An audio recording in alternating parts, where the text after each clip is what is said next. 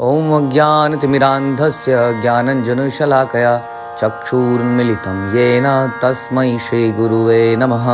ॐ नमो भगवते वासुदेवाय। ॐ नमो भगवते वासुदेवाय। ॐ नमो भगवते वासुदेवाय। श्रीमद् भागवतम दूसरा कैंटो 9वां अध्याय 5वां श्लोक। स आदिदेवो जगतां परो गुरु स्वधीष्णयामास्थाय शिशिक्षैक्षतां नाध्यागच्छदश्मत्र सम्मतां प्रपंच निर्माण विधीर्यया भवेत्। तो आपने पिछले अध्याय में बहुत सारे प्रश्न सुने थे परीक्षित महाराज के, उनके उत्तर दे रहे हैं सुखदेव गोस्वामी। और उन्होंने बताया कि किस प्रकार से भगवान ने ब्रह्मा जी की भक्ति योग की निष्कपट तपस्या से प्रसन्न हुए। किस प्रकार से भगवान गर्भोदकशाही बने, गर्भोदकशाही विष्णु में उन्होंने विस्तार किया और विष्णु बनकर ब्रह्मा जी उनके कमल नाभ से निकले। उसकी चर्चा हम कर रहे हैं। तो प्रथम गुरु एवं ब्रह्मांड के सर्वश्रेष्ठ जीव होते हुए भी ब्रह्मा जी अपने कमल आसन के स्रोत का पता ना लगा सके। तो गर्भोदकशाही विष्णु के नाभि से एक कमल कुंड, नाभि कुंड से एक कमल निकलता है और वो कमल ऊपर बढ़ जाता है। इतना विशाल वो कमल है, आप सोच नहीं सकते। वो 1, 2 फुट, 3 फुट, 10 फुट, 50 फुट की हाइट नहीं है जैसे तालाबों में कमल ककड़ी निकालते हैं। नीचे कीचड़ में कीचड़ में उसकी जड़ होती है, बीच में कमल नाल होती है और वो पानी के ऊपर कमल आ जाता है। काफ़ी लंबी होती है, लेकिन ये तो इतनी लंबी थी कि इसमें 14 प्लैनेट्स, पूरे प्लैनेटरी सिस्टम थे। उसके ऊपर ब्रह्मा जी थे। तो ब्रह्मा जी पता ही नहीं चला, देखा दूर दूर से, झांका तो कहीं दिख ही नहीं रहा है, नीचे का पानी नहीं दिख रहा है उनको ऊपर से, इतना ऊंचा है, तो पता नहीं चला सके। तो उन्होंने भौतिक जगत की सृष्टि करनी चाहिए, उन्हें समझ ही ना है कि क्या करूं। उनको कुछ समझ नहीं आ रहा है कि करना क्या है। कोई विधि नहीं है, कुछ अपने होने का पर्पस समझ नहीं आ रहा है। देखिए, कोई बहुत शक्तिशाली व्यक्ति like Brahma is most powerful person in this world. सबसे बड़े योगी ब्रह्मा है। अपने शरीर में से ही देखिए, ब्रह्मा जी ने कोई शादी नहीं करी स्वयं से, है ना। जैसे भगवान अपने में से ही लोगों को प्रकट कर देते हैं, जीवों को प्रकट करते हैं, वैसे ब्रह्मा जी में देखिए बिना किसी विवाह के ब्रह्मा जी ने अपने 9 पुत्रों को पैदा किया अपने में से ही। इतने सच अ बिग योगी, इतना महान व्यक्ति, इतना शक्तिशाली व्यक्ति भी अगर उसके लाइफ में पर्पस समाप्त कर दिया जाए तो वेस्ट हो जाता है कि नहीं। The purpose, the direction. तो यहाँ पर ब्रह्मा जी आ तो गए थे, लेकिन समझ नहीं आ रहा था मैं क्या करूं, कैसे करूं। कई बार हम किसी समस्या में फंस जाते हैं ना, मैथमेटिक्स समस्या में, साइंटिफिक समस्या में, पारिवारिक समस्या में, कई दिन तक लगे रहते हैं। अचानक से कोई व्यक्ति एक जरा सी एडवाइस देता है, करते हैं तो हो जाता है। लेकिन हमारा दिमाग कई बार एकदम फिक्स हो जाता है किसी चीज में, सोच ही नहीं पाता उसके बाद। तो ये है ब्रह्मा जी की स्थिति ये थी। इसलिए हमें लाइफ में हमेशा डायरेक्शन चाहिए होगी ऐसे लोगों की जो आध्यात्मिक रूप से उन्नत है, क्योंकि वही लोग चीजों को एज इट इज देख पाते हैं, है ना। जो व्यक्ति किसी चीज से अटैच नहीं होता है वही सही डिसीजन ले सकता है। एक कोर्ट ऑफ लॉ में एक जज है, अगर वो किसी तरह से अटैच्ड है उसमें जो पक्ष और विपक्ष के लोगों से, तो उसका डिसीजन बायस्ड हो जाता है ना, किसी एक के प्रति प्रभावित हो सकता है। इसलिए जज को ये डिक्लेयर करना होता है कि नहीं, मैं दोनों पक्षों से किसी से भी संबंधित किसी प्रकार से नहीं हूँ। और यही एक लक्षण है स्पिरिचुअलिटी जो लोग करते हैं, भगवान के भक्त, वो एक पार्शियल डिसीजन ले पाते हैं क्योंकि वो संसार से अटैच नहीं होते हैं। इसलिए वो निष्पक्ष होकर एक सही डिसीजन दे पाते हैं। ऐसे व्यक्ति की हमें डायरेक्शन की आवश्यकता रहती है। तो ब्रह्मा जी भी कुछ सोच रहे थे, कुछ डायरेक्शन मिले, क्या करूं मैं, मेरी पावर तो है लेकिन करूं क्या इसका। सचिंतयन् द्व्यक्षरम् एकदा अभ्यासी उपाश्रणोत द्विगदितं वच विभु स्पर्शेयत षोडशम् एकविंशं निष्किंचनानां निपायत धनम विदु। इस प्रकार जब जल में स्थित ब्रह्मा सोच रहे थे तो पास ही उन्होंने परस्पर जुड़े हुए 2 शब्द 2 बार सुने। उन्होंने 2 शब्द उनके कानों पर आए, एक शब्द को रिपीट करके। इसमें से एक 16वां और दूसरा 21वां स्पर्श अक्षर था। ये दोनों मिलकर विरक्त जीवन की निधि बन गए। तो संस्कृत भाषा में प्रभुपाद बता रहे हैं, व्यंजन शब्दों के 2 विभाग हैं, स्पर्श वर्ण तथा तालव्य वर्ण। क से लेकर म तक के अक्षर स्पर्श वर्ण कहलाते हैं और इस समूह का 16वां अक्षर त है। तो त 16वां त है और 21वां कौन सा है? प है। जब ये दोनों मिल जाते हैं तो तप शब्द अर्थात तपस्या बनता है। तो तपस्या करने को, यानी कि क्या सुना उन्होंने? तप तप। 2 बार ये शब्द उनके कान पे पड़े, तपा तपा। इस तरह से शब्द उनके शब्द से उन्हें क्या मिला? डायरेक्शन। वो कुछ डायरेक्शन ढूंढ रहे थे, मुझे करना क्या है, what is the purpose of life. तो तभी ये शब्द आए, तपा तपा। सोचिए, कुछ नहीं दिख रहा है, कहीं पर भी कोई क्लू नहीं मिल रहा है, और वहीं पर आपके कान पे ये अक्षर पड़ते हैं। निशम्य तद्वृत्त दिदिक्षया दिशो विलोक्य तत्र अन्यत्र अपक्षयमान स्वधिष्ठिणयम् आस्थाय विमृश्य तत् हितं तपसी उपादिष्ट एव आददे मना। जब उन्होंने वह ध्वनि सुनी तो वह ध्वनिकर्ता को चारों ओर ढूंढने लगे। कहाँ से आवाज आई, कहाँ से आवाज आई? कोई तो बोला, कोई तो है इस संसार में, कोई आदमी नहीं, कोई है नहीं ना उस वक्त, कोई नहीं दिख रहा उन्हें, जीव है ही नहीं कोई, और उन्हें पर्पस समझ नहीं आ रहा, कहीं से आवाज आई है ना। तो वो आवाज कहाँ से आई है, उसको ढूंढ रहे हैं, चारों तरफ ढूंढने का प्रयत्न करने लगे, लेकिन उन्होंने देखा कि उनके अतिरिक्त कोई है ही नहीं, समझ ही नहीं पाए। तो उन्होंने क्या डिसाइड किया, उनके हृदय में ये कन्विक्शन आई कि मुझे जिसने भी डायरेक्शन दी है, मुझे पता नहीं पर्पस क्या है, बट मेरे को ये शब्द ध्वनि से ज्ञान मिला है, क्यों ना मैं इसको करूं और इसको ट्राई करूं, है ना। तो जो उन्नत लोग होते हैं वो दिव्य लोगों की बात सुनते हैं, परंपरा में सुनते हैं और उसको प्रैक्टिस करते हैं। इसलिए कहते हैं कि जो विद्या है वो इन्फॉर्मेशन के लिए नहीं है, वो ट्रांसफॉर्मेशन के लिए होती है विद्या। हाँ, कई सारे लोगों को बहुत सारा ज्ञान है, करते कुछ नहीं है। ज्ञान दुनिया भर का है, भक्ति करने का विषय है, ध्यान रखिए। कर करके जो ज्ञान आता है ना, वो तो अद्भुत ज्ञान है। ज्ञान और कर, प्रैक्टिस, ज्ञान एंड प्रैक्टिस। तो ब्रह्मा जी को ज्ञान मिला 2 अक्षरों में, एक ही शब्द 2 बार सुना, बल्कि एक ही शब्द को 2 बार सुना, दैट्स इट। देखिए कितने उन्नत लोग होते हैं जो इस प्रकार से फेथ रखते हैं। हाँ, तो उन्होंने सुना ये मेरे लिए उचित है, मुझे करके देखना चाहिए। इसलिए कई लोग बहस ही करते रहते हैं, उनको 6 महीने साल बीत जाता है क्लासेस सुनते सुनते, लेकिन वो कुछ कर नहीं पाते हैं, क्योंकि अभी भी वो टटोल रहे होते हैं, क्वेश्चनिंग कर रहे होते हैं अपने आप से, या सुनते हैं और किसी और से बात करते हैं। वो अपने मार्गदर्शक से कुछ नहीं पूछते हैं, आपस में मिलकर खुसर पुसर करते हैं और सही प्रश्न ना पूछकर गलत जिज्ञासाएं, गलत चर्चाओं में लग जाते हैं। तो उनकी उन्नति नहीं होती है। इसलिए या तो व्यक्ति ऐसा हो जो सुने और उसको कर दे, या व्यक्ति ऐसा हो जो सुने और डाउट्स को पूछे और फिर कर दे, या व्यक्ति ऐसा हो जो सुने, करे, फेल हो और बताए मैं फेल हो रहा हूं जी, बताइए क्या करें। चौथा भी हो सकता है कि जो सुने और बोले ये मैं कैसे कर पाऊंगा, तब उसको बताया जाएगा ये आप ऐसे कर पाएंगे, और उस पर फेथ रखे और ट्राई करे, प्रयास करे, चाहे फेल हो जाए। तो इस प्रकार से हमें कुछ प्रैक्टिकल सोचना चाहिए कि कुछ तो करना ही, या तो करना है या पूछना है, और यह प्रयास करना है, फेल होना है, फिर से पूछना है। तो ब्रह्मा जी ने तुरंत डिसाइड किया, और क्या किया, जब उन्होंने देखा कि और, तो उन्होंने क्या किया, तो उन्होंने अपने कमल आसन पर दृढ़ता पूर्वक बैठ जाना और आदेशानुसार तपस्या करने में ध्यान देना ही श्रेयस्कर समझा। देखिए कभी कभी कई प्रश्नों के उत्तर नहीं मिलते हैं। इट इज नॉट इम्पॉर्टेंट कि हमारे सारे प्रश्नों के उत्तर मिल ही जाएं या हमें समझ ही आ जाए। कई बार उत्तर बड़ी हाई लेवल पे दे दिया जाता है, लेकिन हमें नहीं, हजम नहीं हो रहा है वो आंसर, तो भी थोड़ी देर के लिए उसको सुनकर करने का प्रयास करना चाहिए। कई बार ऐसा होता है कि करने की वजह से वो अपने आप ही क्लियर हो जाता है। जैसे मैंने आपको एक बार एग्जांपल दिया था भक्ति सिद्धांत सरस्वती गोस्वामी का, महाराज का, जिन्होंने एक व्यक्ति उनके पास आया, उनको प्रश्न पूछने लगा, तो प्रश्न थोड़ा सा अटपटा लगा भक्ति सिद्धांत सरस्वती ठाकुर को। तो उन्होंने कहा अच्छा वे काम कीजिए, अंदर बर्तन पड़े हैं भगवान के, उन बर्तनों को थोड़ा मांझ के आइए। और इस व्यक्ति ने केवल ये अच्छा काम कर दिया कि इस पे तुनका नहीं कि मैं प्रश्न पूछ रहा हूँ, पहले प्रश्न का उत्तर दो। इसने भी बात मान ली और वो बर्तन मांझने चला गया। और जब मांझ के आया तो उसने बोला जी मुझे अपना आंसर मिल गया अपने आप ही।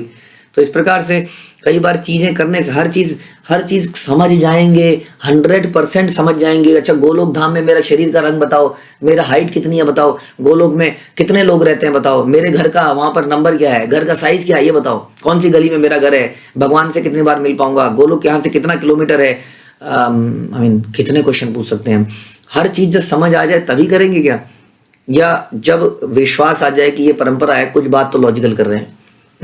जन्म मृत्यु का लॉजिक बिल्कुल सही लग रहा है, प्रकृति में के पीछे कोई पावर है, समझ में आ रहा है, कोई एक सुपर ब्रेन है, समझ में आ रहा है, आत्मा है, समझ में आ रहा है। आत्मा है तो किसी का तो कहीं से तो आई, कहीं तो जा रही है, यानी कि कोई और जगह भी है, समझ में आ रहा है। अब जो है बाकी के चीज़ों पर क्यों ना हम कुछ प्रैक्टिकल करें और खुद एक्सपीरियंस करें। हर चीज़ कई बार समझाई नहीं जा सकती है कि नहीं। धीरे धीरे ब्रेन डेवलप होता है और हमारा विश्वास डेवलप होता है, जिससे चीज़ें खुद उजागर होने लगती हैं और भगवान भी हमारे प्रयास को देखकर चीज़ें हमारे सामने खोलते चले जाते हैं। ऐसा कहते हैं कि जिसका अपने गुरु पर और शास्त्रों पर अटूट फेद है, उसको वेदों के सारे रहस्य उजागर हो जाते हैं, लेकिन उसके लिए विश्वास करके आगे बढ़ना पड़ता है। तो इन्होंने सोचा कि कोई समझ में नहीं आ रहा है, लेकिन ऐसा लग रहा है कि मुझे कुछ इंस्ट्रक्शन मिली, आदेश मिला है, तो मुझे लग जाना चाहिए। तो उन्होंने ध्यान लगाना श्रेयस्कर समझा। फिर दिव्यम सहस्त्राब्द ममोद दर्शनो जितानिलात्मा विजितो भयेन्द्रिय अतप्यत स्माखिल लोकतापानम तपस्तपीयाम सपताम समाहिता। ब्रह्मा ने देवताओं की गणना के अनुसार 1000 वर्षों तक तपस्या करी। उन्होंने आकाश से यह दिव्य अनुगूंज सुनी और इसे ईश्वरीय मान लिया। इस प्रकार उन्होंने अपनी इंद्रियों तथा मन को वश में किया। तपस्या बड़ी महत्वपूर्ण है। तपस्या कहते किसको है? तपस्या उसको कहते हैं जो हम स्वेच्छा से कोई कष्ट लेते हैं किसी हायर ऑब्जेक्टिव के लिए। हाँ, अब वो तपस्या दिव्य भी हो सकती है, वो तपस्या आसुरी भी हो सकती है। कई बार हम स्वेच्छा से एक ऐसी तपस्या करते हैं जिसका उद्देश्य दिव्य नहीं है, उसका उद्देश्य इंद्रिय तृप्ति है, सेंस एंजॉयमेंट है। जैसे कि रावण और हिरण्यकश्यपु की तपस्या उन्होंने भी स्वेच्छा से करी थी, लेकिन उसका पर्पस बुरा था। एक दिव्य तपस्या होती है जिसका पर्पस है ईश्वर की प्राप्ति, सेल्फ रियलाइजेशन। इसके लिए जब हम स्वेच्छा से अपने ऊपर कष्ट लेते हैं तो उसको हम दिव्य तपस्या कहते हैं। दिव्य तपस्या का एक और लक्षण है, दिव्य तपस्या का एक और लक्षण यह है कि वो शास्त्रों द्वारा अनुमोदित होनी चाहिए, तब वो दिव्य मानी जाती है। ऐसा नहीं कि अपने मन से हम कुछ तपस्या बना लें और उसके अनुसार जीने लग जाएं, ऐसा नहीं। जो गुरु परंपरा द्वारा तपस्या बताई गई है, हमारे लिए भी इस भक्ति योग में कुछ तपस्याएं हैं। जैसा हम सुनते हैं कि सवेरे जल्दी उठ के ब्रह्म मुहूर्त में यदि हम जप कर पाए तो that's the best thing to do.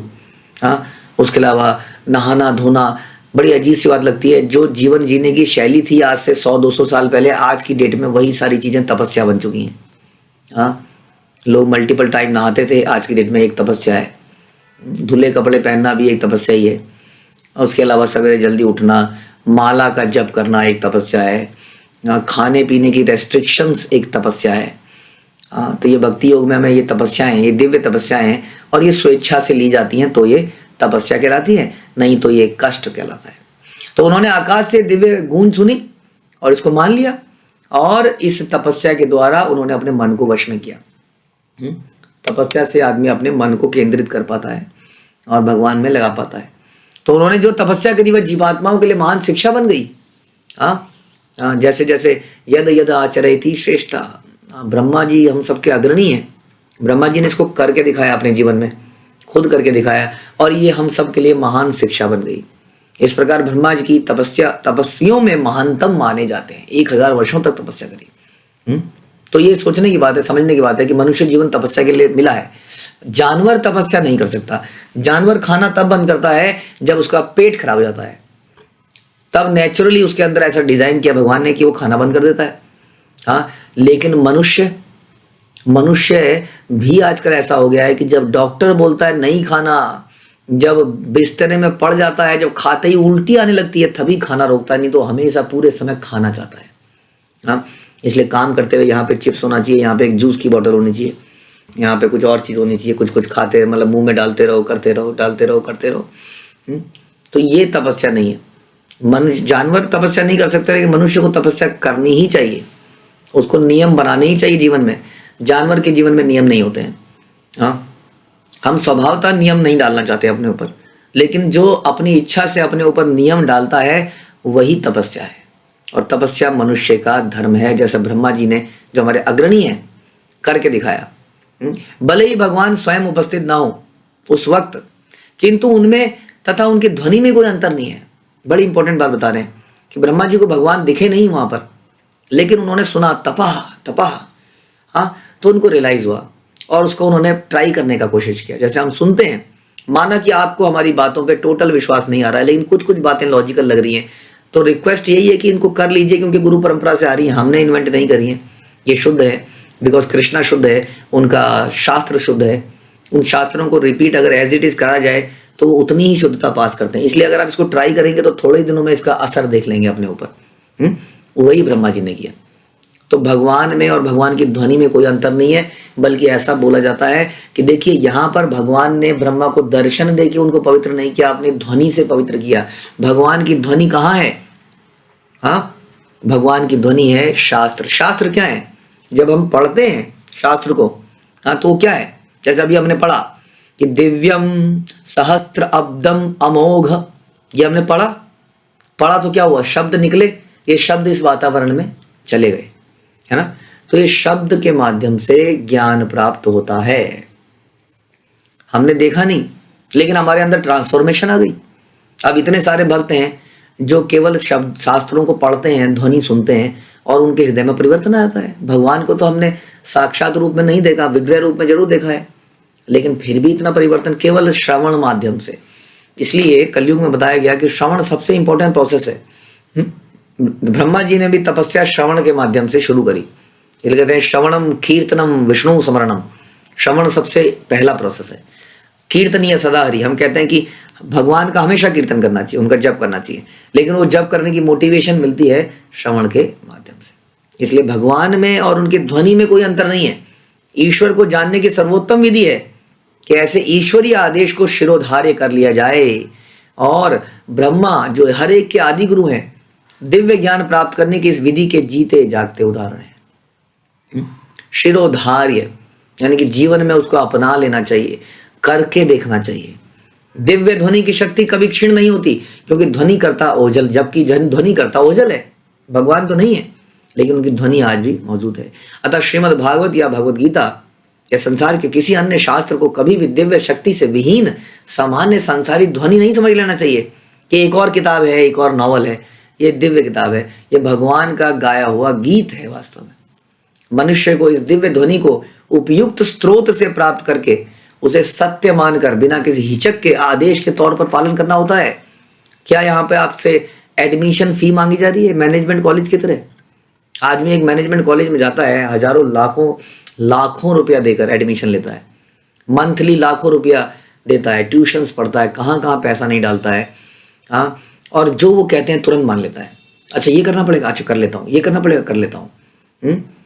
तो क्यों ना इस परंपरा के द्वारा जो हमें बातें बताई जा रही हैं उसको सत्य मानकर बिना हिचक के उसको प्रयास कर लिया जाए, रादर देन हंसी उड़ाने के, खिल्ली उड़ाने के और अपना ही जीवन बर्बाद करने के लिए। ज़्यादा दिन ये हंसी चलेगी नहीं। आप देखना जरा, हमारे जीवन में जब हम हंसी उड़ाते हैं तो ज़्यादा दिन चल नहीं सकती है, क्योंकि ये प्रकृति बड़ी क्रूर है। ये किसी को क्षमा नहीं करती है, ये हर लेती है सब कुछ हमारा। इसलिए क्यों ना इन शास्त्रों की बातों को सत्य मान के एक बार ट्राई करके देख लें। पैसा तो नहीं लग रहा है, व्हाट इज द प्रॉब्लम? इतने सालों से हमने इतना कुछ ट्राई किया, क्यों ना ये भी ट्राई करके देखें। हाँ, ट्राई करिए। हम तो यही चैलेंज किया हमने आज तक, ट्राई करके देखिए और अपने जीवन में परिवर्तन देखिए। सफलता का रहस्य यही है कि प्रमाणिक गुरु से अर्थात उपयुक्त स्रोत से ध्वनि ग्रहण की जाए, हाँ, उसको जीवन में अपनाया जाए। और सबसे इसका रेफरेंस क्या होना चाहिए? इसका रेफरेंस होना चाहिए शास्त्र। शास्त्रों के आधार पर ही गुरु आदेश देता है, गुरु बताता है, शास्त्रों को ही एक्सप्लेन करता है, और वो भी एक्सप्लेनेशन गुरु परंपरा के माध्यम से करता है। और जो इसको अपनाता है, जीवन में लाता है, उसके जीवन में अवश्य ही परिवर्तन आता है। ऐसा हमने इतने सालों में देखा है। आप भी करके जरूर देखिए। हरे कृष्णा। श्रील प्रभुपाद की जय। ग्रंथराज श्रीमद् भागवतम की जय।